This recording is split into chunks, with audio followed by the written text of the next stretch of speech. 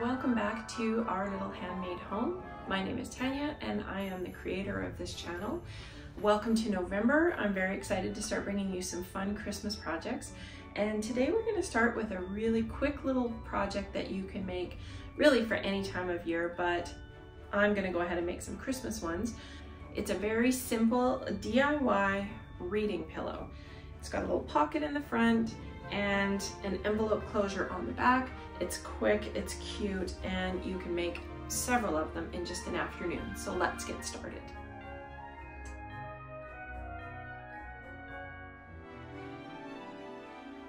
So as I said, I am making reading pillows today, and I'm making them for Christmas. These are, in fact, for my daughter's family. They just had their first baby this year, so they're starting some new traditions. She's asked me to create some pillow covers for her in the colors that she's chosen. And these are the fabrics that I happen to have on hand that I thought would be perfect. So I'm going to be using a dark green for all of the pillows. I'm going to be using this lighter green with the nutcrackers and the gold and the pink, which really fits into her decorating scheme. This is going to be the trim. And then all three pillows are going to have a different pocket. So I have fabric with trees and little cars on it. I've got these really fun little llamas, which I think are so cute. And then I also have the same nutcracker fabric, but it's in pink. So these three are going to form the pillow fronts. So let's talk about what we need to cut out for each pillow. So for each pillow, as you can see, you're going to have the pillow cover itself, you're going to have a trim, and you're going to have a front fabric for your pocket. Now you can mix and match any number of fabrics on this if you want. You could even piece these if you wanted something different. Later on in the year, or maybe next year, I'm going to be doing some quilted versions of this. But for today, this is just a really simple project. The back, as I said, is an envelope closure, so it's just very simple. And again, you could use any fabric you want. These covers fit on a 16-inch pillow form just perfectly. Normally, I really like the pillow cover to fit tight against the pillow form, but with this, you want it a little bit loose because you want to have room to tuck your book or your magazine or even a coloring book or a planner if you're looking, depending on who you're giving it to. So let's talk about what we have on this one. So the first thing I cut out is a piece of trim. This is 2.5 inches wide and it's 17 inches long. You could cut this off of a jelly roll if you wanted to. It's the perfect size. The pillow front, now on this one, it's the llamas. The pillow front is 10 inches high by 17 inches wide. You'll need two pieces for the back that are 17 inches wide. I like to have a little more coverage, but if you're making this out of a fat quarter, which you absolutely can for a 16-inch pillow, you're only going to get about 10.5 inches this way. This fabric I cut out of yardage, so I used a 1/2 yard of this green fabric, and that makes the front and the back of the pillow cover. So there's two of those.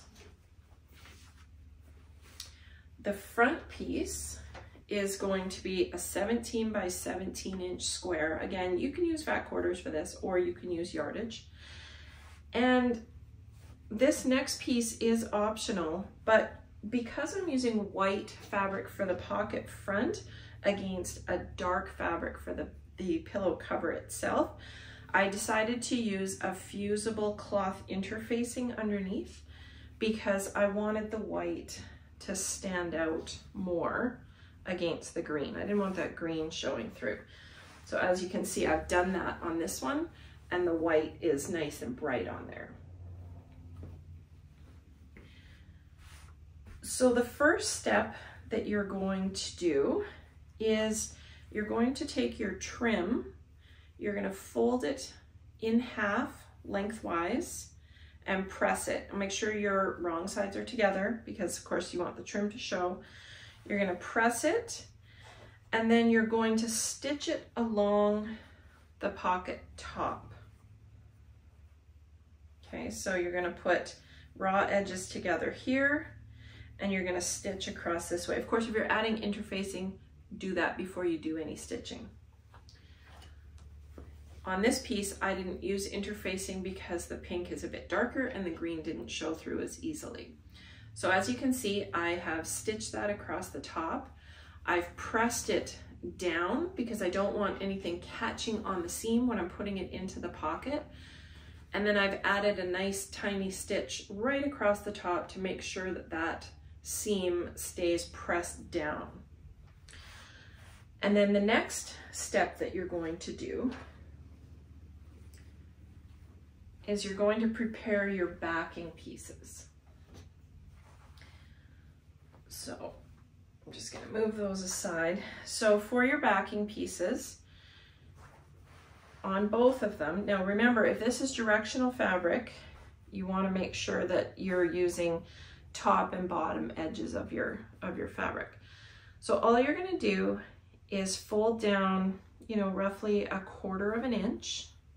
You're going to press that in place, and then you're going to fold it again and press that in place, and then stitch along there so that it stays nice and flat. And you can see that I've done that on here. Now I use white thread for everything, but you can absolutely change your thread colors so that it matches your fabric too. So once those are pressed down in place, you're going to create your sandwich, if you will. So now it's time to put our layers together. So I'm starting with the front. I have pressed it out, I've trimmed it. Of course, there's always going to be little threads that come off, but that's all right. So it's pressed. I'm going to take my pocket front, okay, and I'm going to lay it right side up on top of the right side of the pillow front, because of course I want these both facing out. The next piece that I'm going to do is the top of the closure on the back, because I like my envelope closures I like the top to come down. Lastly, I'm going to take the bottom half and I'm going to layer that on. Okay, and then I'm going to clip it all in place. You could use pins as well. But I just want to make sure that all the pieces are holding together. So especially where the edges of the pocket front are, the edges of the backing, I like to clip those in place so that nothing is shifting around while I'm stitching.